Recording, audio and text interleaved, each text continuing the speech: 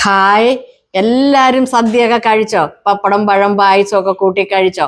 പക്ഷേങ്കില് എനിക്കിന്ന് ഇതേ കഞ്ഞിയും പയറും ആകട്ടോ. ചെറുപയർ അരിക്കകത്തിട്ട് വെച്ചതും ഇതാണ്ട് വെളുത്തുള്ളി അച്ചാറ്, മുളക് ചമ്മന്തി. ഇതിപ്പോ നിങ്ങളെ കാണിക്കാൻ വേണ്ടിയിട്ട് ചെയ്യുന്നതൊന്നുമല്ല. എല്ലാവർക്കും അറിയാലോ, എൻ്റെ അമ്മച്ചി ഇല്ലാത്ത എൻ്റെ ആദ്യത്തെ വിഷു. എൻ്റെ ജീവിതത്തിൽ ഇന്ന് വരെ അമ്മച്ചി ഇല്ലാത്ത ഒരു ഓണമോ വിഷുവോ എനിക്ക് ഉണ്ടായിട്ടില്ല.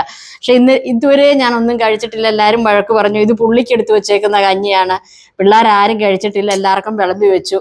അപ്പൊ ഞാൻ നിങ്ങളോടൊന്ന് പറയാൻ വേണ്ടിയിട്ട് മാത്രം വന്നത്. എന്നാന്ന് ചോദിച്ചാൽ, നമ്മൾ അച്ഛനും അമ്മയൊക്കെ ഉള്ളപ്പോൾ നമുക്ക് അവൻ്റെ വില അറിയത്തില്ല. പക്ഷെ എനിക്ക് എപ്പോഴും എൻ്റെ ചെറുപ്പം തൊട്ട് എനിക്ക് ആ വില അറിയാവുന്ന ഒരാളാണ്.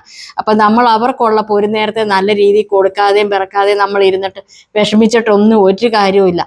അമ്മച്ചി ഉള്ള സമയത്ത് ഞാൻ സത്യമായിട്ടും ഇവിടങ്ങളിൽ എല്ലാവർക്കും ഒരു 9 കൂട്ടം കറിയെങ്കിലും കാണും.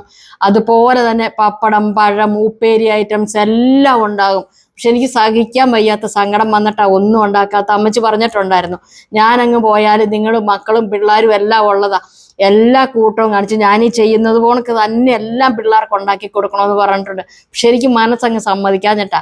ഈ 26-ാം തീയതി വരണം, 4 മാസമാണേലും അമ്മച്ചി പോയിട്ട്. എന്നാലും ഇങ്ങനെ അങ്ങ് പോട്ടെ എന്ന് വെച്ചു. ഓരോരുത്തർക്കും ഓരോ മനസ്സല്ലേ അല്ലേ. അപ്പം നിങ്ങളെല്ലാവരും അച്ഛനും അമ്മയൊക്കെ ഉണ്ടെങ്കിൽ നല്ല രീതിയിൽ അവരെ നോക്കുകയും സന്തോഷമായിട്ട് അവരെ ഇരുത്തുകയും ചെയ്യണം കേട്ടോ. അപ്പൊ എൻ്റെ ഈ ഒരു വാക്ക് നിങ്ങളെല്ലാവരും കേൾക്കുമെന്ന് വിചാരിക്കുന്നു. അപ്പൊ എല്ലാവർക്കും നല്ലൊരു വിഷു ആശംസിക്കുന്നു. ഹായ്.